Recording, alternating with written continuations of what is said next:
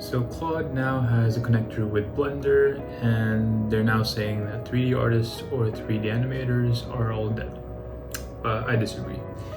And I just think it's a really cool way to animate. I think it just changes the whole workflow now. Also closes the barriers for novices or beginners and makes it a lot easier for them to just create freely however they want. So today I will go through the step-by-step process on connecting Blender with your Claude, and we can see how intricate and how complex we can get with this new feature. First, go ahead to your Claude and go to the code section, and I think just start a new session, which is best. And after that, you go ahead to the customize section where you will find the connectors tab. So this is technically where all of your apps would be connected. I mean, again, I'm still getting used to the new Claude. So here we see that I've already had Blender connected, but if you go ahead and click on this, browse connectors, you can see all of the available connectors for this. And if you need any help with connecting in any of these apps, for example, like Notion, just let me know, drop a comment down below if you want me to make a tutorial about that. So yeah, Zapier, webhooks, Spotify, and all of that. And go ahead and add the Blender connector, and once that is done, we'll go ahead to the next step. I also forgot to mention that this part over here gives a lot of accessibility, and if you yourself are a bit worried that you don't want Claude having too much access to your Blender, then this is the place to do it. You're able to see that I've already placed in always allow, but that's because I don't have that many important projects in Blender. I've had a bit of usage, a fair usage. I've had a fair amount of usage in the past with Blender for my projects and my art projects, but I'm not too worried of it getting a screenshot as a JSON or like having access to execute Python code within Blender and all of that jazz. But what's pretty good in this one is that if you select custom, you're able to you can select which precautionary parts of Blender Claude is going to be asking you. If there's these parts that Claude is able to ask you first if you're okay with them having a connection or like a interaction to modify some of your workspace in Blender. And once we're done installing this, we'll go ahead to back here. And what I usually do, I like creating a new folder. So I think just going on desktop and creating a new folder, let's call it like Blender tutorial.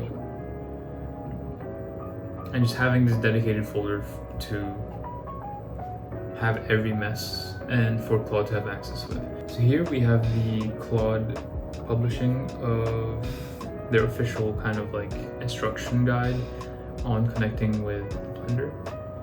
And I mean, feel free to follow this with me, but over here they've highlighted that they require Blender 4.2 or later, and that's actually a bit of a mistake.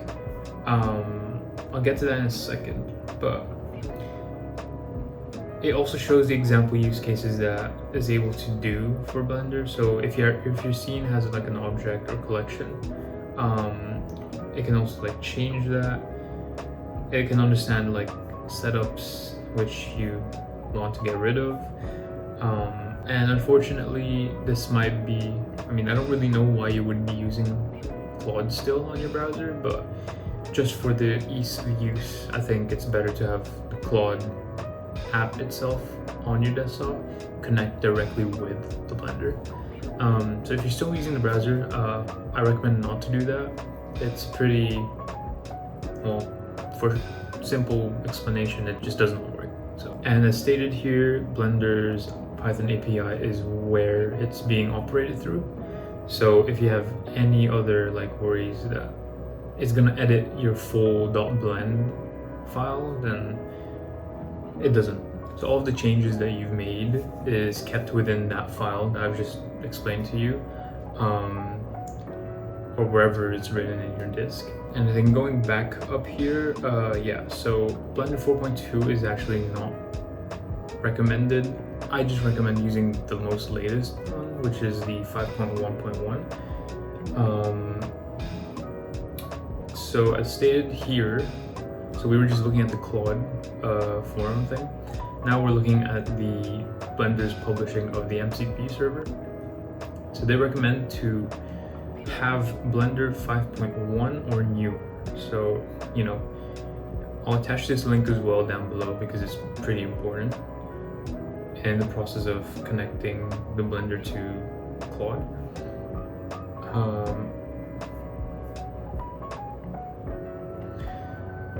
So yeah, as you can see, it will say, or there will be a step later that will like drag and drop it into Blender.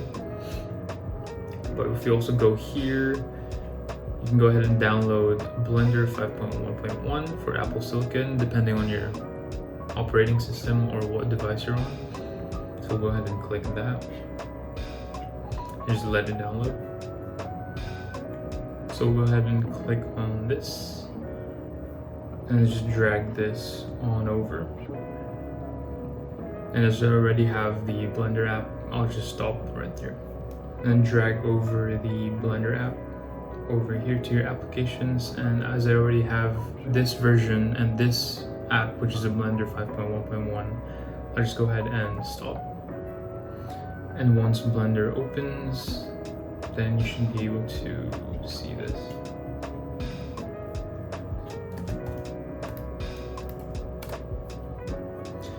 And once Blender opens, you should be able to see this. It will say 5.1.1, but again, it might be depending. So once you open Blender, you should now see this on the top right over here, which says 5.1.1. And again, depending on what version you're at, this could also be in the future. It could be 5.2, 5.3, but that should be the correct one right there. And there might be a very brief introduction saying, would you like to opt in for your settings from the previous Blenders? Depending on what you prefer, you can opt in for the settings or options that you've already had in your previous Blender. And just continue with this.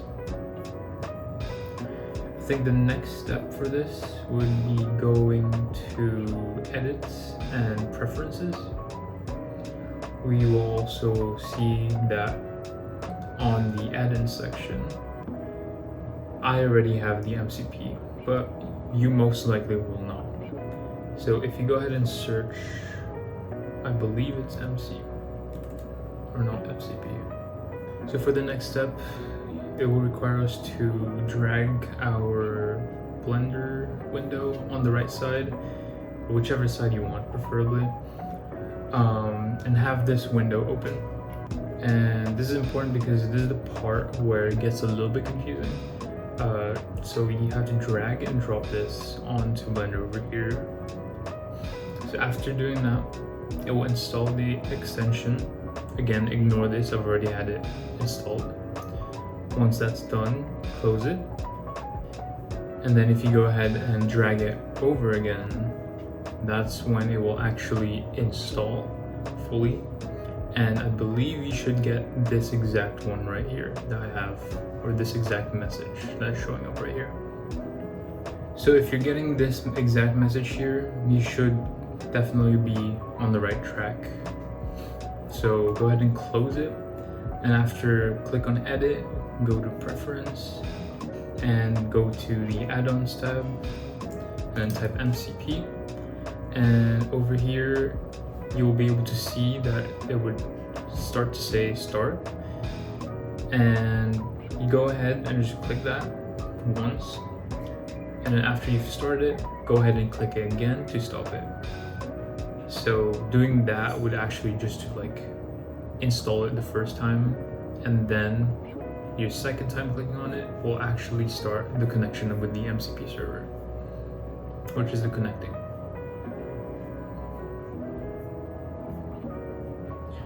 So go ahead and close that.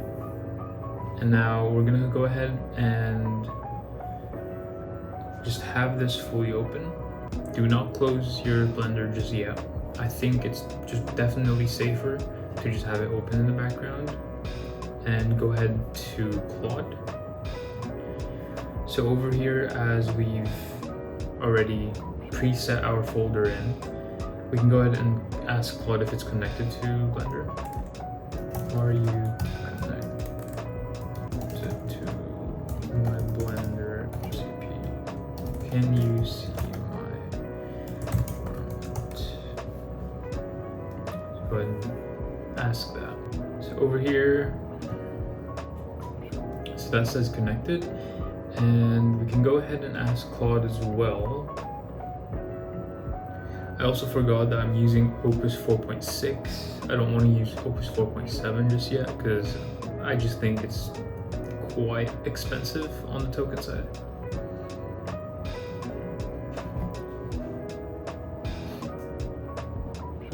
And I'm just doing this just to see if it is really connected, but you know, it most likely is connected. So go ahead and have a look, and it did actually give me a cylinder. So that's pretty cool. So over here, I've gone ahead and opened Gemini. I know we're using Claude, but for the sake of this, I'm just gonna use Gemini for .md files, which is what I kind of default towards to. Go ahead and click Pro, or just ask, can you create me a .md file that can be fed to another AI to create me a very highly complex Blender animation with environments, ambience, lighting. Let's do a complex medieval Gothic. I don't even think that's a real thing, but building.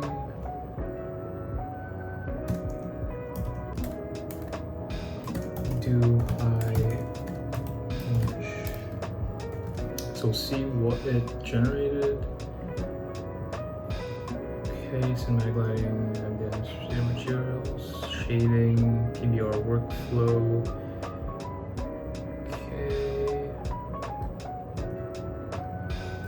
Okay, we'll try this out, see how it goes. Copy paste. So this might take a while. Like I said, this is quite new. I'm still exploring a lot of the possibilities of it, and I'm also here to kind of just learn as I go and teach you what I've found out about it. I also have another upcoming tutorial on another 3D generation AI tool that I found, which is called Meshy AI. But yeah, let me know if you want to learn more or hear more about these tools that I've been working with.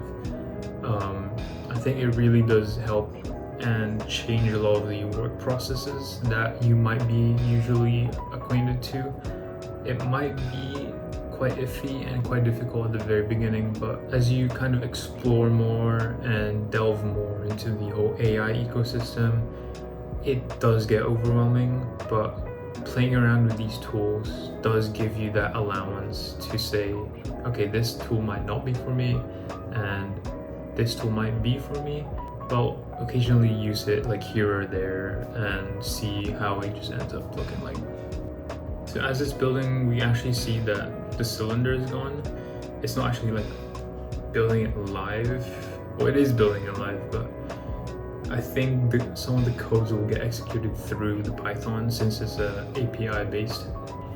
So as you can see, the generation isn't as complete as I would have liked it to be, and I believe that's because my prompting wasn't really the best. Like I said, the prompting was not as fully detailed as I could have explained it. I kind of just said generate a medieval Gothic building, so it kind of assumed what makes a medieval Gothic make it one, if that makes sense. So it added the pillars. I mean, the lighting is definitely there. I believe I didn't include the structure size, so again, the lighting is still pretty off. But yeah, there's like wood, there's foundations for the pillar. We also see that it's attempting to create some sort of like glass panels here and there, and some sort of like mosaic of a glass. And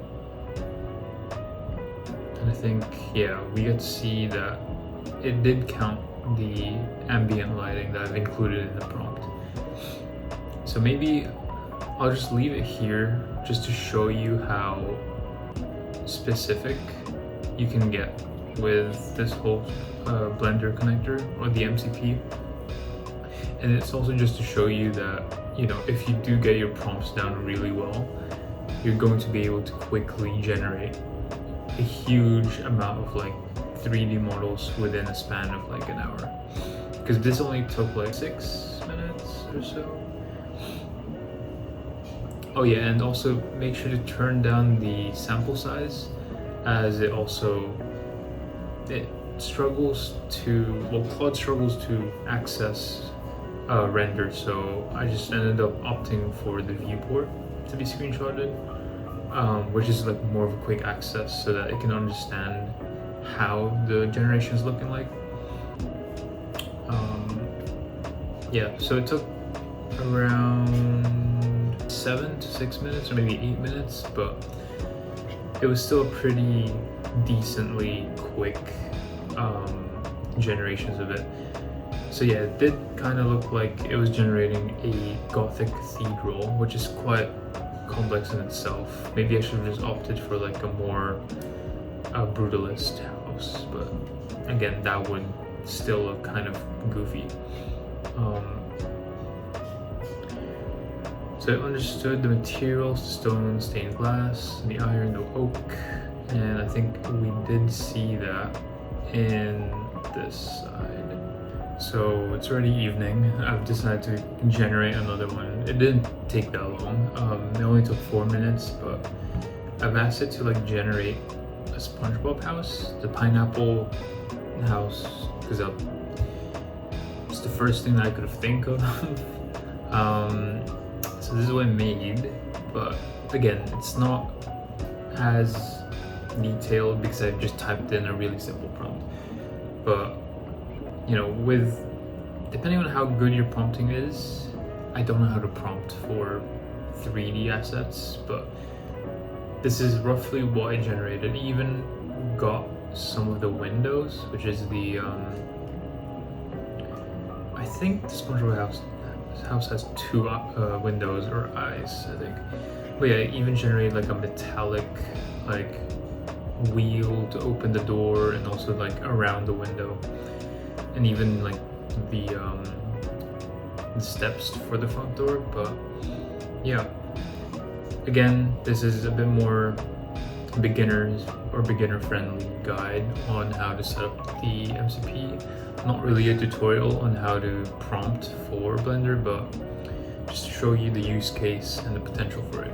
So yeah, just comment down below if you need any more help, and subscribe so that you get in touch with any new sort of content that I'm going to be releasing. So yeah, thank you.